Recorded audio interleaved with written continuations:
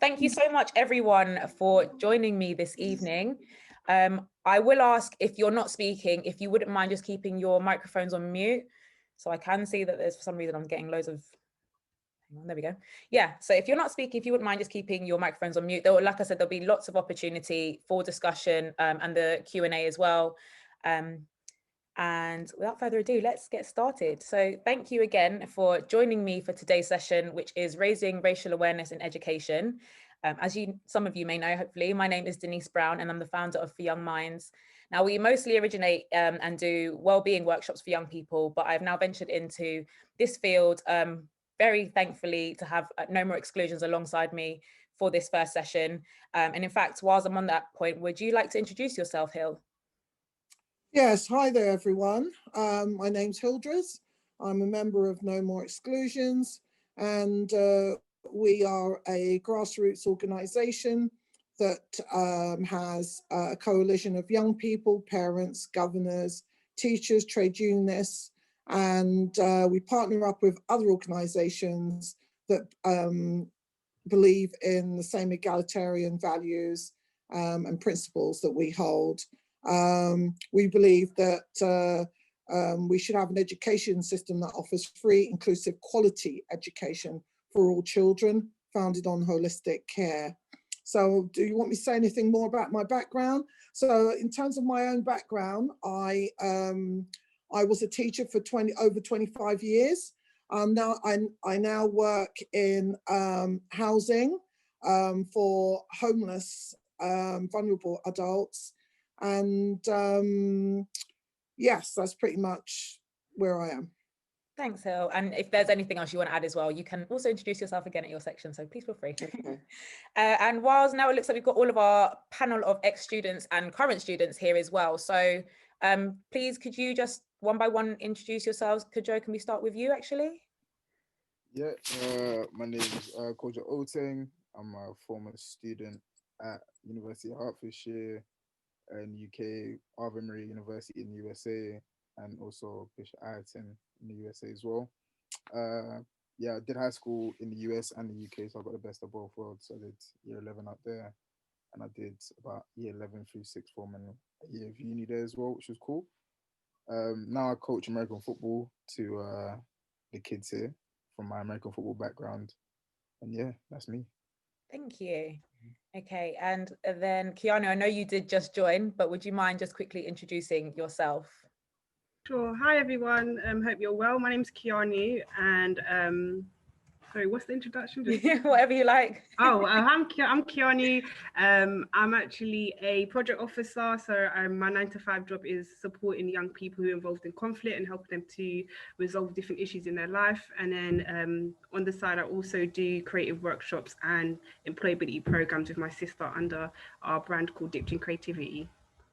And I completed education in London. I went to 2 different schools. I was kicked out of both, but then I completed education, which was really good. And then I went to college, and then I started an apprenticeship, and then went into the world of work. Thank you. And again, you'll get a chance to introduce yourself at your section again, so don't feel pressured now, it's fine. And then last but not least, we have Belita. Would you mind just introducing yourself? Hi, I'm Belita. I'm a current student at school in East London. Yes, I'm a sixth former, doing my last year this year. Thank you. So as you can see, we've got a nice range of students, both past and current students, who will be sharing their experiences with us later. So yeah, so let's dive straight in. We have an hour and there's a lot to cover. It's just take this opportunity to say that, of course, I understand that this topic may be uncomfortable and distressing for some. So if at any point you need to take some time for yourself to exit the meeting and rejoin, that's absolutely fine. Take whatever time you need for yourself, and I won't take it personally. And also, I know that this is, real lived experience. So if there's anything as well that the audience would like to share that benefits the discussion, please do get involved. So for today's discussion, I'll be covering recognizing racism and bias in education and what that actually looks like. Then we'll pass over to the panel of ex-students and current students that you just heard from to hear some of their own lived experience throughout their education. And then I'll be handing over to Hill from No More Exclusions, who you met as well, who will be going through the school to prison pipeline for us to tie it all together. And then it will be back to me to talk about how we can actually start to move forward as a community. So yes, we're aware of the problem, but what can we actually do to move forward and start to see permanent change for young people in schools and in education? And then of course, we'll end with the Q&A. Okay, so just to talk about why now and why this topic is, being brought particularly into my organization. As I said, I focus primarily on well-being and mental health for young people, but there's so much intersectionality in that I can't talk about well-being with young people by ignoring racism and the fact that that can impact a young person's well-being. So I thought it was a good time to start talking about that and to start working more actively to make change. Also with COVID-19 and lockdown, we're aware that the attainment gap for young people in marginalized areas would have only continued to grow. So education for these young people would have been impacted even more so than it was beforehand. And this is the time to really step in to make sure that that gap doesn't continue to get any bigger. Just to expand on that a little bit more, what I mean by that is, of course, young people having been at home for the past 6 months, if not longer, schools have just reopened. But over that time, we've had young people living in situations where maybe they haven't had access to their own device to be able to work, maybe not had space, living at home with siblings, not had the quiet space to be able to work, and the list goes on. So that's just really why the first reason why I wanted to do this.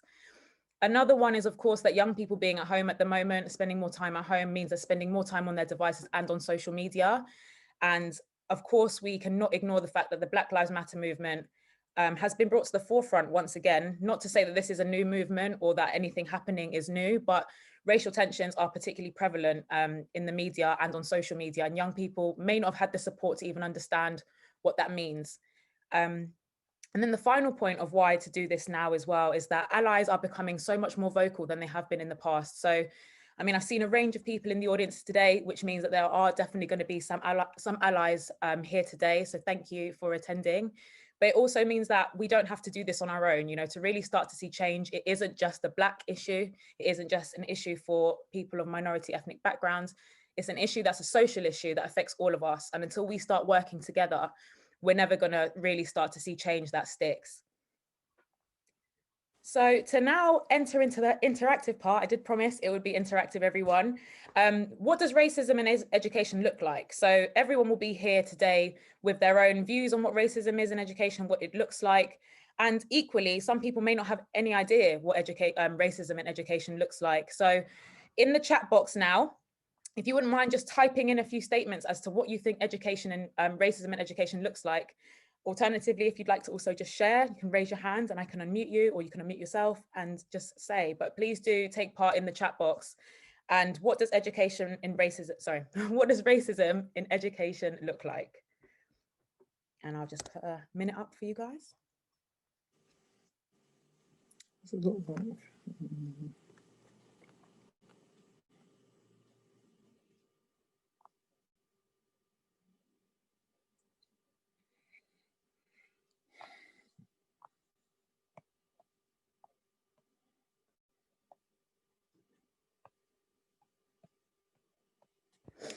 Sorry, guys, it muted me there. But just reading some of the answers coming in from the audience. We've got teachers holding you back when you're more than capable. Indirect racism, which I think is a really valid point that I'll definitely touch on. Glass ceilings, self-fulfilling prophecies based on dangerous stereotype. Thank you for that one, Bao, really good one. Black students getting harsher punishments than their classmates. Black students in lower ability sets. Harsher sanctions for Black children to their white peers, for the same behaviors, yeah. Exclusions, punishment, removals based on race and ethnicity. A lack of support at times. Oh, people are beating me to the point here, yeah. Passive aggressive statements to your parents or guardians, definitely a big one. Mostly white teachers teaching, yep. Terminology used to describe behaviors. There's so much. So thank you so much, everyone, for sharing. Please do continue to share as well. Don't let me stop you. Refusal to pronounce names correctly. That one is a classic, definitely. Thank you so much, everyone, for sharing. Okay, so thank you so much to everyone for sharing. But I picked out 4 beforehand that I thought would come up and definitely did. I did see harsher punishments was one of the first ones that I saw coming up. And we're all familiar with that, where Black students can be punished for very similar, I don't even want to say crimes, but very similar behaviors in a much harsher way. And I'm actually looking at this now thinking that the immediate suspicion of guilt, so immediately thinking that students are guilty, guilty until proven innocent, as opposed to the other way around. And this wouldn't be one of my workshops if I didn't jump in with a story of where that's happened to myself personally. Now, when I was at university, I had attended just your average weekend flat party at another block. I had left the party as well with my housemate long before anything had happened. In fact, I didn't even know anything had happened at the house party because I had left before it had. Anyway, about a week later, I was walking on campus with my friend who is mixed race. And the security stopped us to say, you two match the description of the two girls who assaulted security at the party last week. It even took us a second to remember what party they were talking about. So we were like, well, that wasn't us. We were adamant that that wasn't us. Anyone who knows me knows I've never been in a physical fight in my entire life, and that's my worst nightmare. So it's just not something that I would do. Anyway, they decided to escalate it anyway, even though we were declaring our innocence. They showed us CCTV, and you literally clear as day see me and my friend leave. I'm holding a cupcake, leave the party, and that was it. But even with the CCTV footage, they said, well, no, that's not you. We're going to take this to hearing. So I lost sleep for a good month. I wasn't allowed to go into the new blocks of the university because that's where the incident had taken place. So I was being punished before I had even been proven guilty. Long story short, when it finally came to the hearing, the security guard was giving his statement as to who he believed had attacked him in the stairway, and was asked to point to who he thought it was. He pointed to my mum. So if that doesn't already say what's so wrong, I mean, I can laugh about it now, but at the time, you know, my whole degree was on the line. I was being told that I was going to be kicked out of university, wasn't going to be allowed to stay on campus, all for something I knew that I had no role in. So that immediate suspicion of guilt, and I'm sure every one of the speakers can give an example of when that's happened to them themselves, and they will in their own stories later. So the next one is undiagnosed needs. Now, I did see someone in the audience say, you know, the language that's used to describe behavior, so challenging, problematic, all these words that we hear, disruptive, you know, attached to students, when they're just being students at the end of the day, they're just being kids. And at the same time, these kids are not being asked, you know, what's going on for you, or what's someone getting to know them as an individual to find out what's going on for them. So special educational needs like ADHD are being missed for these students because they're just called disruptive and kicked out, or even well-being related, like what's going on for that student at home? Are they suffering with anxiety? Anything like that. These things are just not being asked for students. And yeah, they're just being labeled as problematic. The next one was school policies. So the actual systemic biases that are embedded in the policies of the school that indirectly disadvantage Black students. So I did see someone say in the comments, Keanu, I think it was you, that said, it's clicked away, sorry, my fault.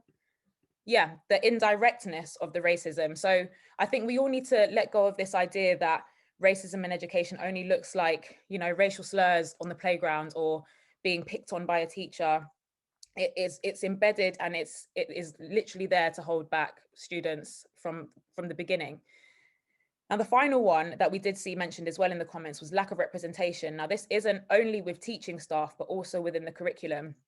So if we look at teaching staff, we know that all of the lessons, in fact, will be mostly taught by white teachers, regardless of the topic. So even when students are learning about Black history, for example, they're not hearing about it from positive Black role models. And that's throughout the school. So even when Black teachers are entering the school system to begin teaching, to help to sort of minimize those numbers, we're seeing that a lot of them are leaving themselves because they're subjected to similar racism, the same policies that sort of penalize the kids. So they're not staying in the teaching positions for long. And then the other half of that is that there isn't actually any real influence in the curriculum for Black students. While students are learning at school, it's all about looking around and seeing, who am I going to grow up to be? And if the only representation that we see is, I'm sure everyone can attest to this, being shown roots, the slave trade in Year 9, or, you know, or criminality. Those are really the only two pathways that they are shown in education. So that doesn't just have an impact on the way that Black students are seeing themselves, but how their classmates are seeing them as well. They're seeing that they don't have much value because you guys were just slaves or you guys are only criminals. So it has a much wider effect. And this is why it's not just an issue that Black people alone will be able to solve. Okay, so more interactivity. Quiz time, handy assistant. Please launch my quiz. So there's just quick 4 questions for you guys that's going to pop up on the screen in terms as a poll. So if everyone could just give their answers. So the first question is, how many students from Black and other minority backgrounds reported wanting, oh mom, this is question 4. Sorry, everyone. It's not meant to be question 4, it's meant to be question 1.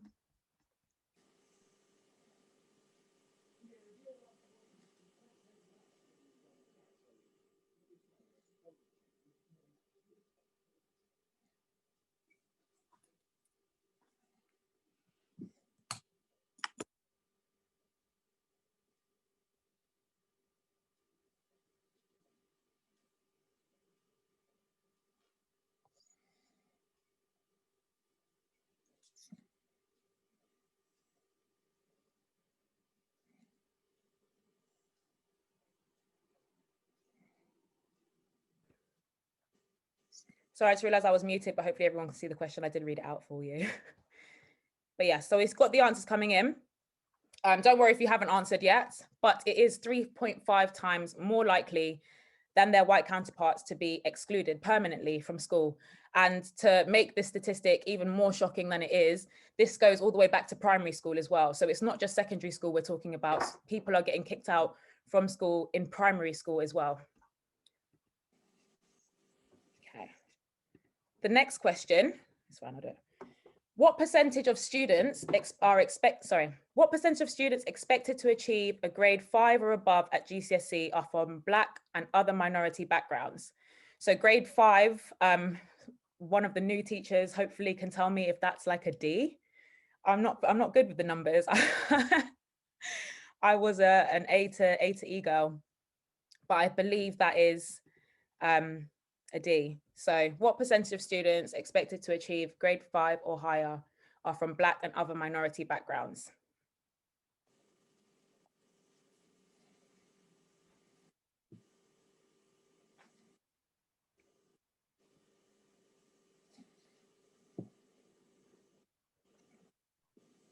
Yeah, just give another couple of seconds for anyone else to vote.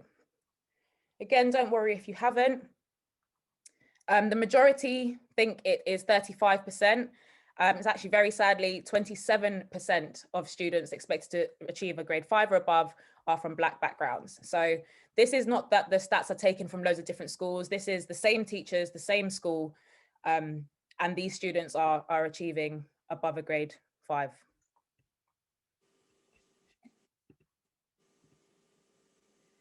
Okay, question 3. How many times more likely are Black and other minority students to be stopped and searched by the police? 5 times more likely, 8 times more likely, or 10 times more likely?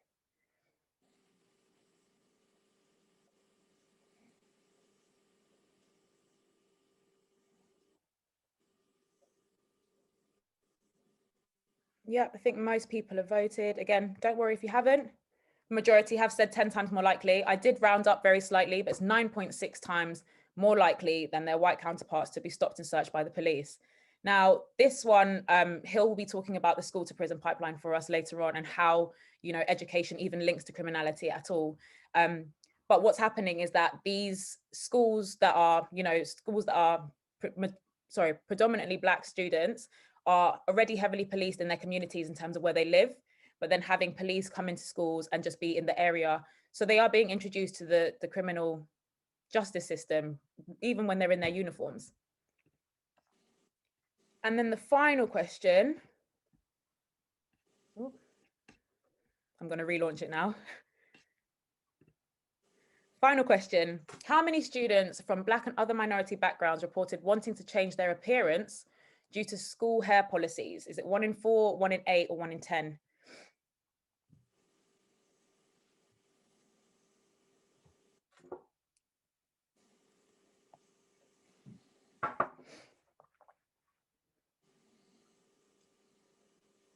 Okay, most of you have voted again.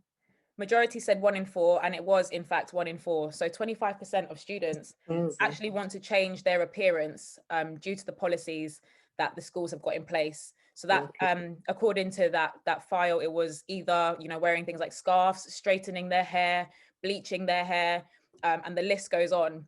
And the reason I included this in the quiz was because during that time, you know, secondary school, I'm sure all of us can remember how important belonging and identity is at a time like that. And, you know, that feeling of I'm not good enough with my hair growing out of its scalp the way that it does. I have to change myself to even be accepted in school with my friends, has a real impact on identity. And at the end of the day, it's going to have an impact on learning as well. So I just wanted to include that for you to see how broad the embedding of racism has actually become in a lot of the policies at schools. So thank you for joining my quiz, guys. So now we're actually going to look at how often this is happening. So I'm going to pass over to our lovely panel of past and current students to share their lived experiences. So Keanu, I know you have to leave us at 1:45. So would you like to go ahead and go first? Sure. Hi, can you hear me? Yes. Hiya. So thank you, Denise, for sharing all the lovely statistics. And shockingly and very sadly, we can see that there's a big trend in the sense of what's happening in education. But just to kind of touch on my story of in terms of education, so just to clarify, I'm 23 years old. So I left education probably like 7 years ago, along that line. But my relationship with education is when I first went to my first school, I attended with my sister, so who's a twin, and on our first day, we were actually called into the headmaster's office, and they said that we had to go home because we had the wrong tights on. I didn't really understand at that point, because before you go to secondary school, you actually get a list of the uniform, and there's actually a set shop that you go to get everything. So obviously I went into school thinking we had the right uniform on. But yeah, they were really challenging us, saying, no, you got the wrong uniform on, you don't have the right tights, or you don't have the right shoes. And I was totally lost because I didn't really, I understood the uniform policy. I thought I had the right tights on in that sense, but I feel like they were more focusing on okay, we're just you're not going to start with everyone else. So we didn't start on the first day like everyone else did in that sense. And we had to start a week later. And then just in terms of education, we were paired. Anytime somebody done something wrong, so in education I was a bit challenging, but that was due to my lifestyle at home in that sense, and my school was aware of that. So in terms of supporting me, they didn't really support us. It was more like they let us into the school and just left us to get on with what we was doing. And anytime there was anything happening, they would always assume, and they paired us as the Glasgow twins were the people who were fueling it. And then I guess after that, because we were just seen as that, it started off like the head teacher saw us as the Glasgow twins and people who wanted to influence others. Then teachers started to do it. So even when I come to a teacher's class, I don't even sit down yet, and they're like, Kiani, get out. So eventually I spent a lot of my time outside of this classroom. A lot of my time was spent outside the classroom and really trying to justify to teachers why I should be in the classroom. I think probably I've done that for the whole of year 7, and in year 8, my behavior just kind of spiraled in that sense, and I got kicked out in year 9. But the sad thing was that when I got kicked out, they actually brought me and my sister into a meeting with my mum and said, we're going to give you 2 ultimatums. It's either going to be that we kick Kiani out, we permanently exclude Kiani, and Aaliyah voluntarily leaves, who's my sister, or we permanently exclude both of them. And I thought that was kind of odd, because I get it, yes, my behavior might have been impactful on other people, but my sister was the total opposite to me. So I didn't really understand why we both had to leave at that time. And it was just really hard to find my individuality in terms of education. When we went to our second school, the same thing happened again. They instantly grouped us. The Glasgow twins are here. There was a fight on the first day, and they said that it was me who started it. I can't start a fight with people who I don't know, but I think in terms of education, it was just something that followed us. And then, yeah, that's my experience in terms of education. Thank you for sharing. Sorry, I should have said this before, I sort of just threw you in there, sorry Keanu, but I should have said we have got a Q&A at the end, but if anyone has specific questions for Keanu now, please do let me know before we move on to the next speaker. I should know. Okay, if you do, again, please put them in the chat, and if she does leave before the end, then I can also pass questions over to her. Just see something in the chat. But thank you for sharing, Keanu. Okay, so Kojo, can I please come to you? So Kojo is going to share a really unique perspective, as he said, of school in both the US and the UK. So over to you. So yeah, I went to like 3 schools in total, 1 secondary in the UK, 2 high schools in the US. I'll probably say a couple experiences in the UK would have been first couple weeks or first month of year 7.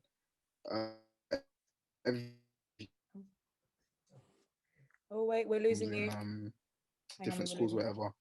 But oh, you're back. You're back. Everyone here, it was going for me.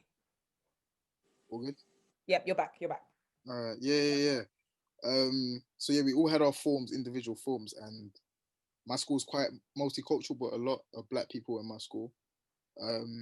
So that wasn't an issue, but our particular form was really black, you could say. We had a lot of, all the black boys were together in one. And I never knew you could do this, but in the first 3 weeks, our form got split up for apparently, just being too cliquey, being disruptive in class when we were in completely different classes. You're only in your form for like form time, and then you split off into different classes and sets. But I just didn't know in the first 3 weeks of school, you could build a rapport on someone and, take everyone's friends away from them per se. So I was the only one left. All my friends left my form. So guys that I had formed close bonds with, because when you start school, you're alone per se. And then you meet all these guys that are similar to you, they look like you've got the same interests, and all of a sudden, your form is just completely disbanded. Another thing I'd say in the UK would be, let's say in year 8 or something, I would, maybe be a bit disruptive in one class. And teachers, they tend to talk, and that one incident could have, that one incident, followed me throughout all my classes. So all the teachers have got this report like, oh, Kojo's a bad student, he's disruptive, put him at the front of the class always, and I hadn't been taught by any of these teachers before.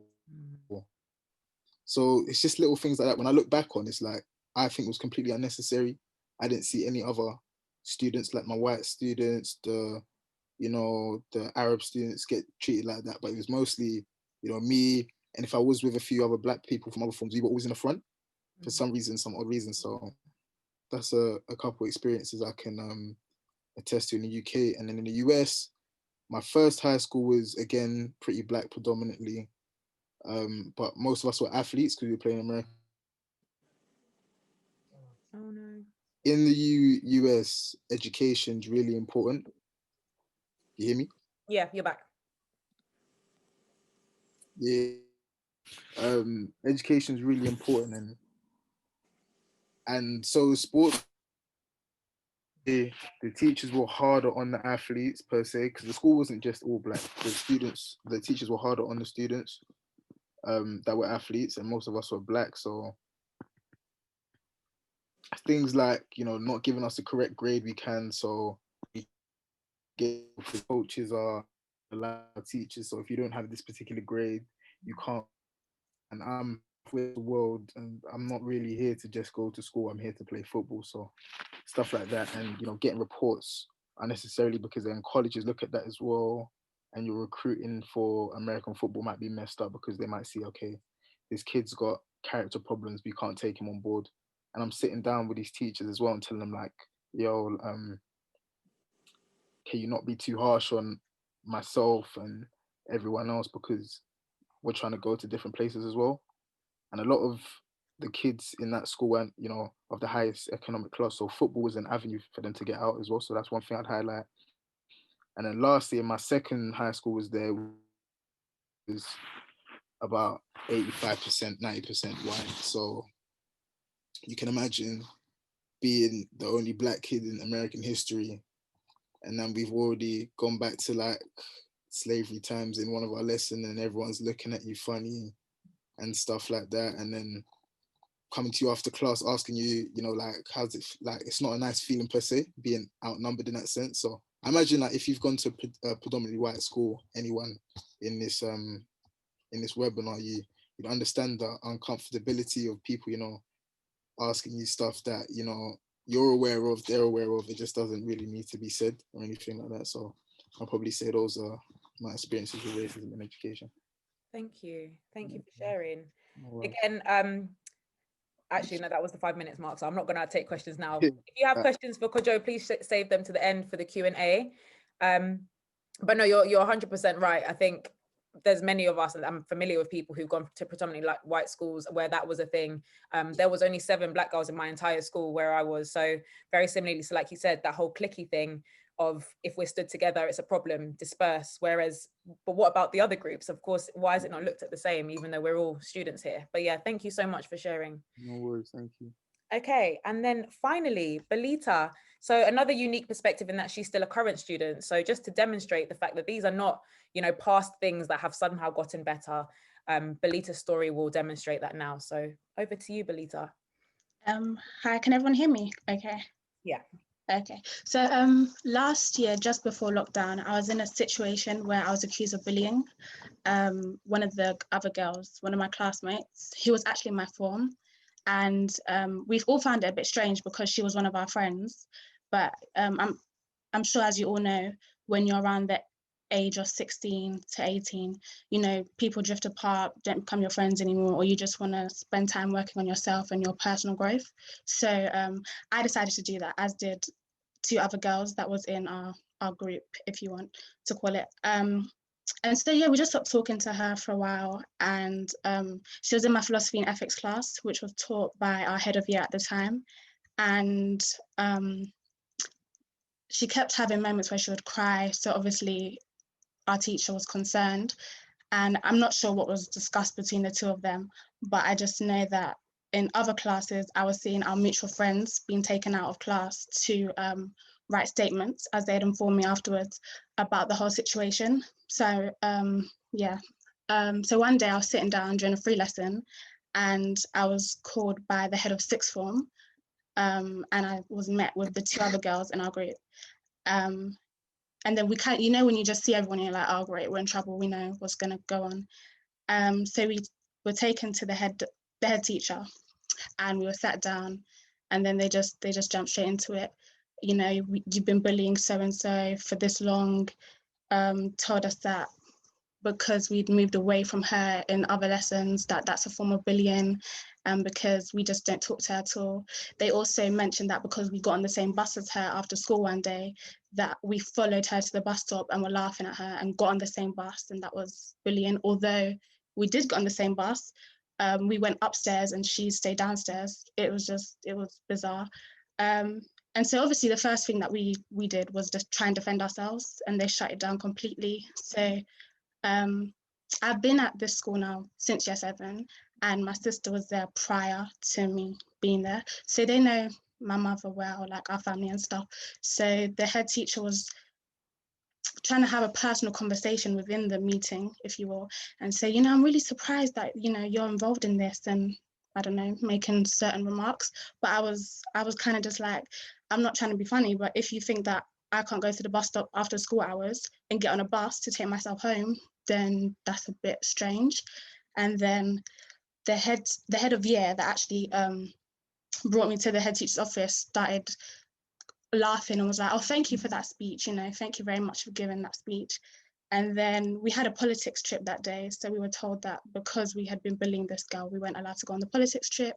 I would be in isolation for the rest of the day. So I called my mum. And at this point, we went downstairs, we left the head teacher's office and we were in the bathroom. And yeah, so we were all crying because obviously you've been accused of something you haven't done. And my head of year, that the teacher that taught us philosophy and ethics, walked past with my politics teacher, and she told us to get out of the bathroom. And so at this point, I was just like, oh, I cannot take this anymore, especially because this wasn't my first situation with her or any of the other 2 teachers, which were all 3 of them were white. And then, so she goes, yeah, you know, get out of the bathroom, you're not supposed to be here. So I was like, I'm sorry, do you own the bathroom as well? Or I'm a bit confused. you know, and you can see I'm in a state of just, I'm emotional, so why are you bothering me? And then my politics teacher jumps in and goes, there's no way to speak to your head of year, we're not your friends. And then it was just a bit of a back and forth. I was like, I'm aware of that. It was uncalled for on my part and on their part, obviously, but it just made it seem like I was more guilty. So my mum came in and was informed that I didn't actually do anything, but it was because I was with the other two girls that had been that we had all been labelled as bullies. I was with those two, so it became a guilty by association situation. And then the other girl called her social worker to find out what was going on, and she was told the same thing. So the social worker was told that it's because the other girl was with myself and my other friend that she was brought in for this situation and isolated for the rest of the day. So it was just really, it was annoying and it was bizarre, and it was just like, well, firstly, you know that, you know, we're not bullies, and if I call my mother, you know that you're really going to twist the story. So I just keep the same level of energy and treat us with respect as well, because there's no need to go around in circles and avoid the people that are actually involved in the situation, because there were no statements collected from us. There was no questions. It was just straight into, you've bullied so-and-so and this is your consequence. So, yeah.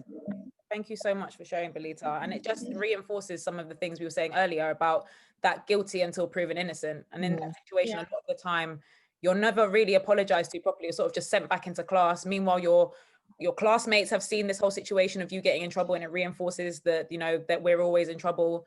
And there's never any conversation after that to say, you know, sorry for that. And the list goes on. I mean, I'm sure I could have brought so many different people on here today to share their own experiences, and we would have seen very similar things. And the fact that we don't go to school in similar areas of London, you know, we're all different ages and can still attest to so much of this happening. We know that there's a real problem, and it is embedded, and it is something that still happens and needs to be addressed. So thank you so much again, Belita, for sharing. Thank you. Okay, so without further ado, again, I'm now going to pass over to Hill from No More Exclusions, who you met at the beginning. For those of you who didn't, who have just joined, sorry, Hill will just do another brief introduction to herself before taking us through. And Hill, I'll click your slides for you. Thank you. Hello again, everyone. Yes, I'm a member of No More Exclusions, and I'm talking about the school to prison pipeline. As I said previously, we're a broad coalition of young people, parents, governors, teachers, and professionals. We also ally ourselves with organisations that share our values. We believe in free, inclusive, quality education for children founded on holistic care.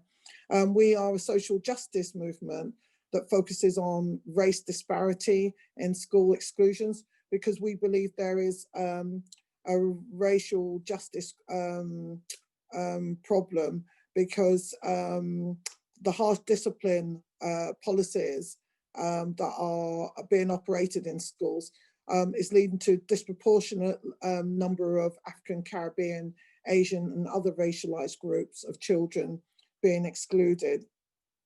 A lot has happened in schools. There's been changes. We have academies, and academies have an ideology of marketing and marketization in terms of how it operates.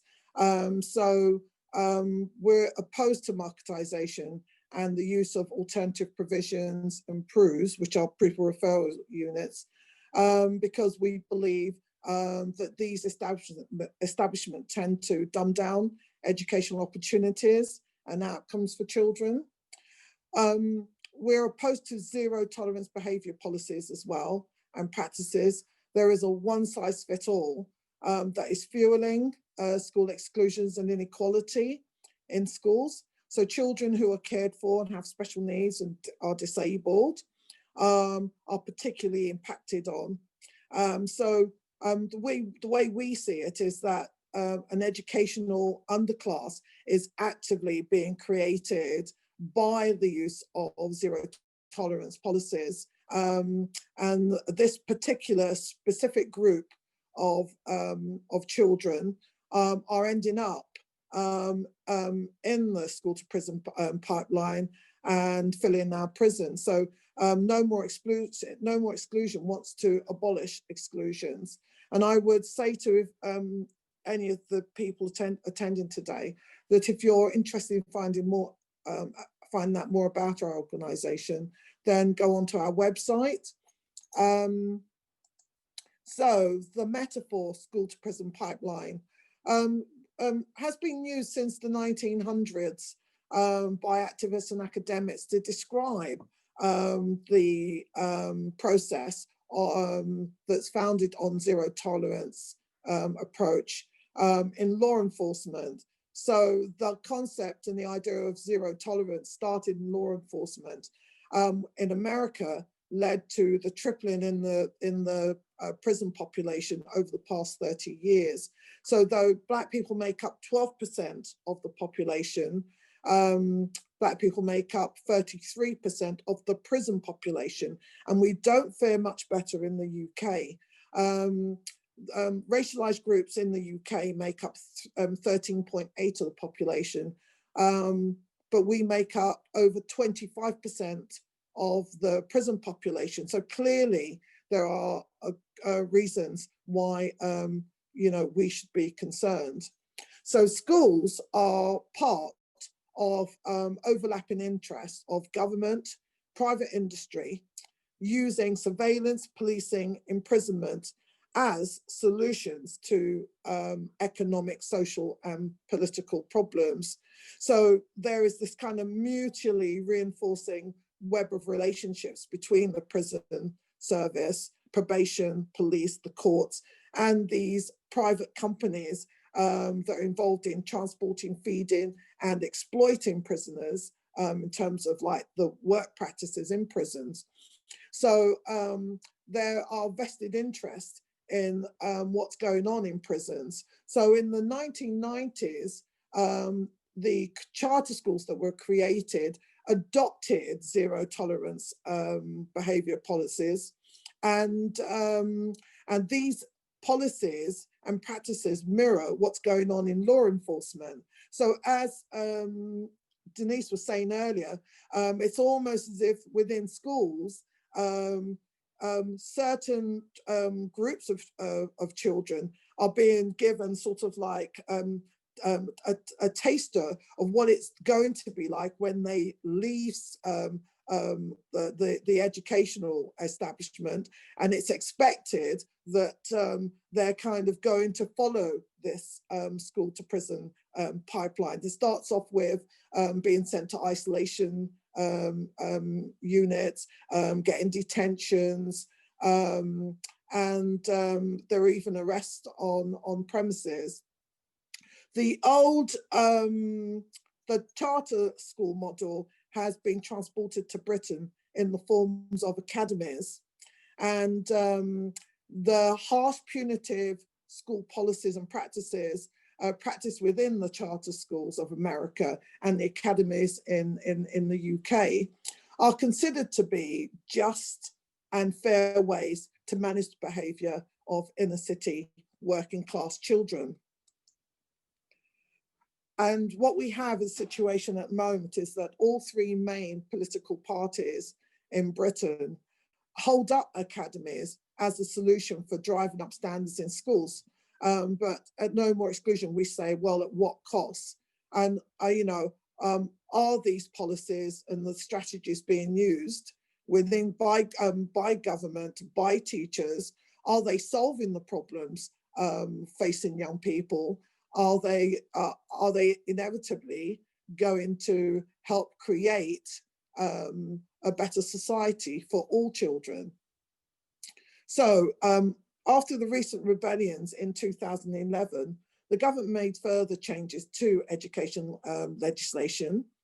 We're talking about the Conservative government wanted to strengthen school discipline measures because of disruptive students and undeserving students, inverted commas, present problems that need to be managed. And who knows, these potential difficult students could very well be the rioters of the rioters of the future. So it's very much comes from a sense of fear, a sense of wanting to find solutions, but not really finding solutions that resolve the problems. The reality is that the prison to school to prison pipeline is actually by design central to new strategies that the government and various agencies have set up to control the working class in urban areas.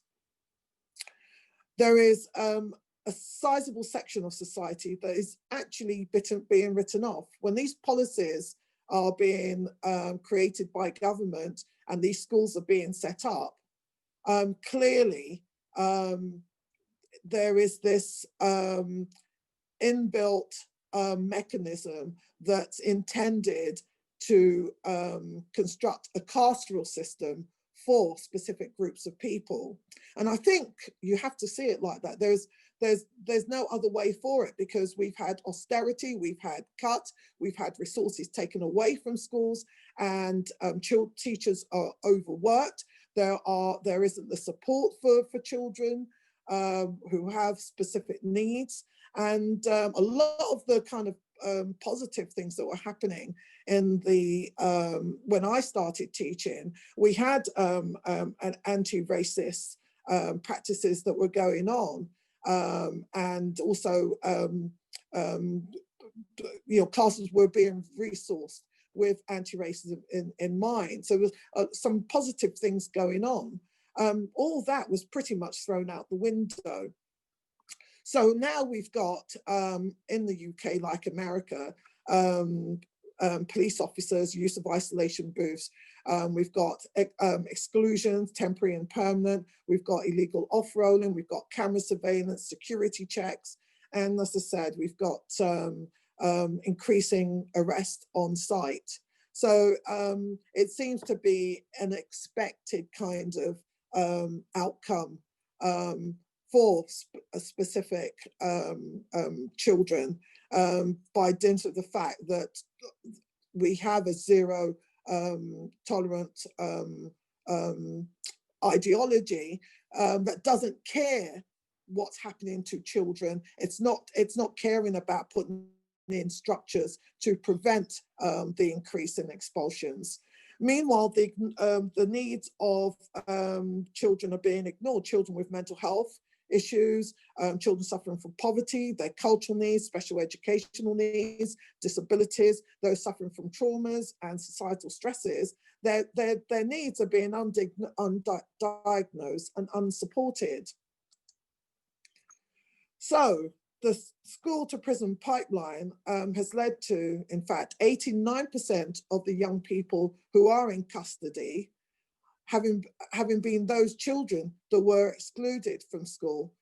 That's a very high percentage. That's a massive number. 89% of young people that are incarcerated have actually been excluded from schools. And that's quite frightening to me as a statistic.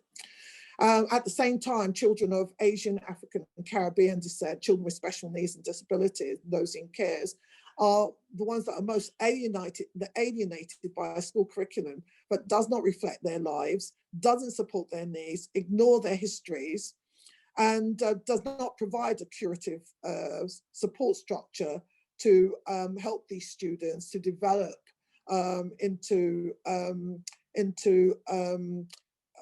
young people who are able to make positive contributions to society later on in their lives.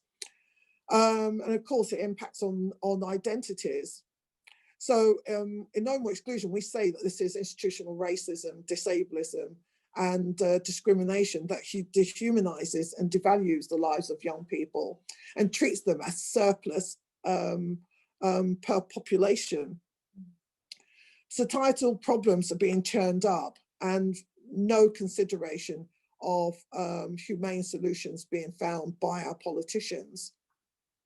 So we have a sophisticated carceral system that is expanding and is dependent on more bodies, enforced and cheap labour. And we do have a workhouse industry going on in our prisons, really from inception, that prisoners are not paid, they don't have to be paid, or they're being paid very little, and their labour is being used to provide services like cleaning and cooking, and as well as making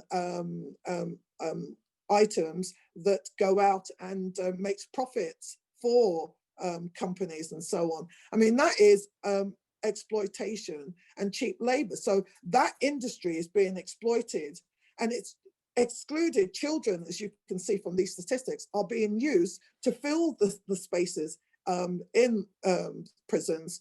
We have 7 out of 10 prisons that are privately run for the government. So there's a profit motive.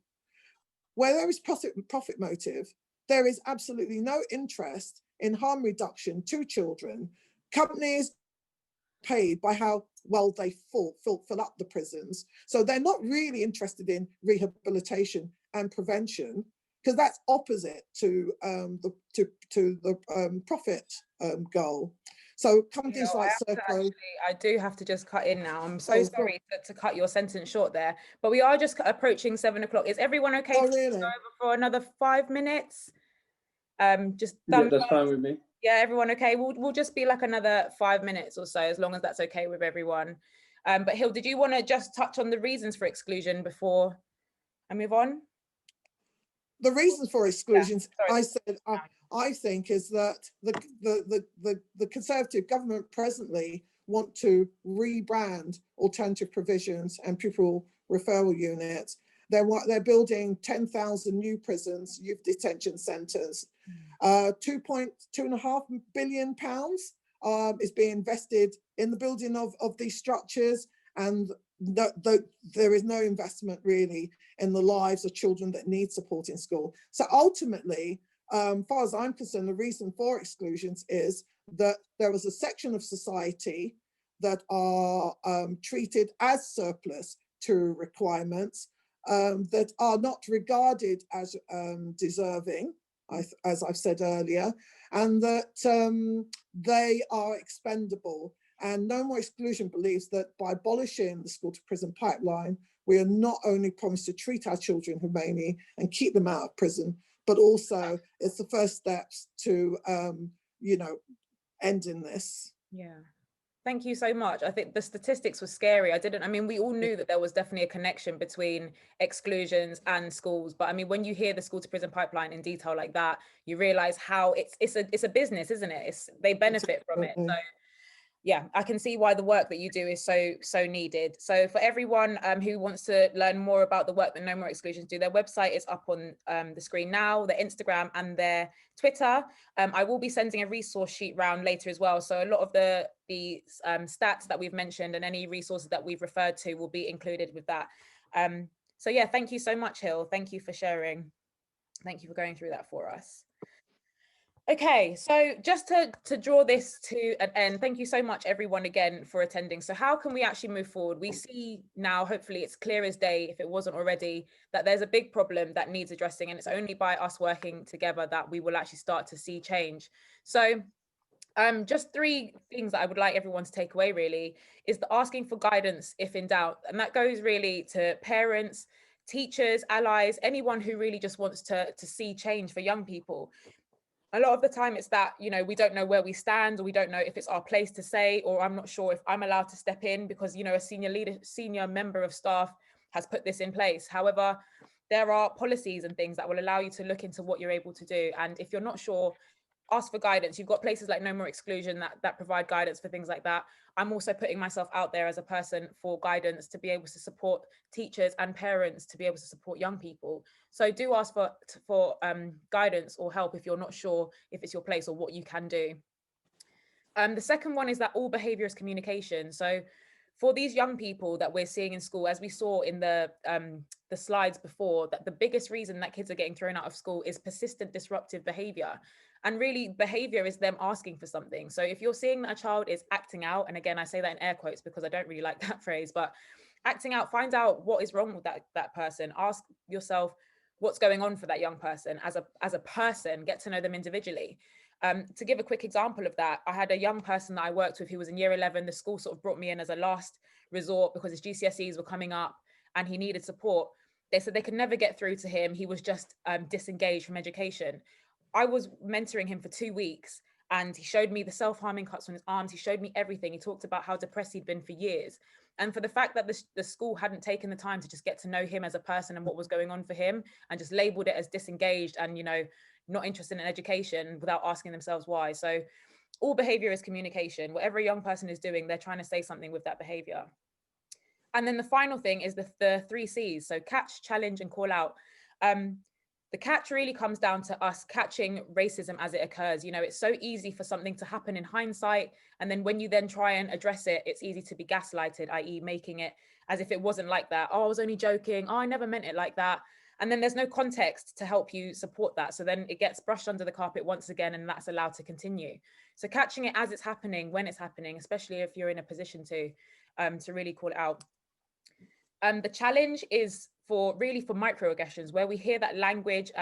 Like I said, it's not always just these racial slurs and things that happen in school that's racist. It's challenging things that are wrong and are disadvantaging young people in terms of the language that's being used in class, whether it's challenging a student who said something that they're going to later call a joke, but challenging it even when it feels uncomfortable.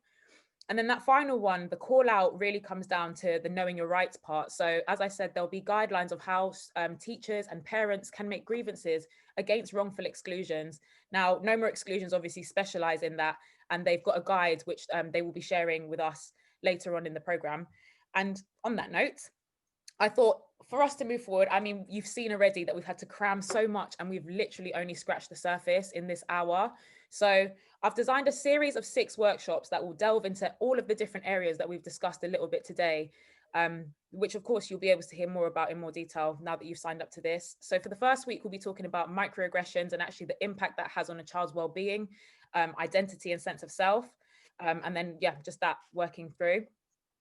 The second week, we'll look at history as it was. So not just Black History Month, but looking at history on a timeline as it should have been done originally in school, to see the parts of history that are missing from the traditional curriculum.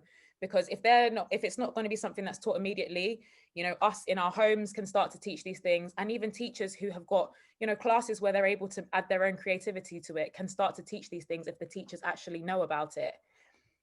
The third week will then piece all of that together, piecing the puzzle together to understand how so much of the stuff that's happened in the past still has a very, very real impact on today. You'll often hear things like, oh, but that was so long ago. Oh, it's not as racist as that anymore. If that was the case, we wouldn't be having this conversation. So we're just going to piece it all together and understand how a lot of the policies and procedures put in place still very much impact people today. And then the last 3 weeks of that program is really where the action comes in. So we'll do a bit of groundwork first and then really start to action it and become like a working group ourselves. So reducing bias and discrimination, how that teachers, parents can be actively anti-racist to create an equal playing field for students in education, so that racism just isn't a barrier. It shouldn't be, you know, in your education. Week 5, we'll talk about how to talk to young people from all backgrounds. Remember, this isn't an isolated race that needs to deal with this. It's a social issue that we all need to address. So how to actually discuss race with young people from all backgrounds. And in the final week, I'll be back with No More Exclusions again, who'll be sharing their Know Your Rights guide. So actually the practical challenging and making sure that this doesn't continue in schools. We'll be doing that in week 6 and looking at the policies and teaching practices that can create a whole school anti-racist culture. So we got there in the end, guys. Thank you so much for sticking with me. Thank you so much, everyone who attended. It means so much that everyone was here this evening. But does anyone have any questions, anything they'd like to just share and add? I can see that we've got some things in the chat box, but yeah, go ahead. It's kind of like 2-in-1 questions for Belita and Koja. I was just thinking, how much of, because I think the common theme from the stories is that there were particular narratives to particular stories about, yeah, who you were and, you know, how you were likely to behave and etc. How much of that do you think you've internalized? So how much of that have you taken in, do you think? And how much of that affects how you think about your opportunities? So this is to both of you, so anyone. Yeah. Oh, sure. So Belisa, do you want to take that first? Have we still got her? I think at first it really affected me, but I realized that you just have to know that it's either preparation for something else or your experience doesn't define who you are. So yeah, it definitely did affect me at first, especially because at a certain point in my life I started to think I was a bad person. And especially because that wasn't the only situation in this school, since I'd been there since year 7, you know, a lot of other things started putting it down on me. But I think just through faith as well, I have a different perspective on it now. So yeah. I'd probably say that, I know it's a tricky one. I'd probably say it made me, at the time anyway, it made me calm down a bit, because once you're like, you've been labeled a certain thing in school and you're vocal about it and you're not happy with it, now I'm angry, I'm aggressive, I'm a hostile student, and then that's getting reported back home, and then you're getting in trouble for something that it wasn't really your fault at the end of the day. And then it just, you know, when these happen, not that you accept it, but you kind of just brush it off, and you don't question it, you don't, you know, be not confrontational per se, you don't, yeah, confrontational can be what maybe we are disruptive, what is true, whatever, and it's the same thing all the time. But definitely at the time, that's how I felt. Now looking back at it, the times I was confrontational, I'm glad I was. Oh, we're losing you again. Road is, I just don't think it's acceptable. You hear me? You hear me Yeah, now? no, you came back at the end there. At the end. Yeah, I was saying, yes, for that to happen to you at like 13 years old, and just teachers, you know, label you and they haven't even taught you and stuff, it can be quite disheartening at the time, you know. Therefore, yeah, that's probably my answer for that.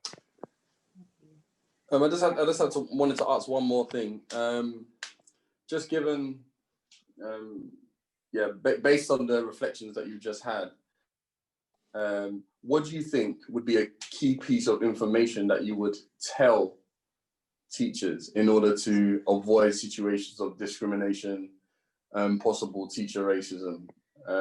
There's actually a study by Oxford University where they're looking at the overdiagnosis of special educational needs in particular ethnic groups, which and particularly like around social and emotional behavior. So I think it was interesting when you said, when Denise was talking about how behavior is a form of communication. And I think that that's one thing that I always tell teachers in my role as a psychologist. I always tell them that behavior is a form of communication. Even further, behavior is a function of a person in a context. So, and that helps them view behavior differently.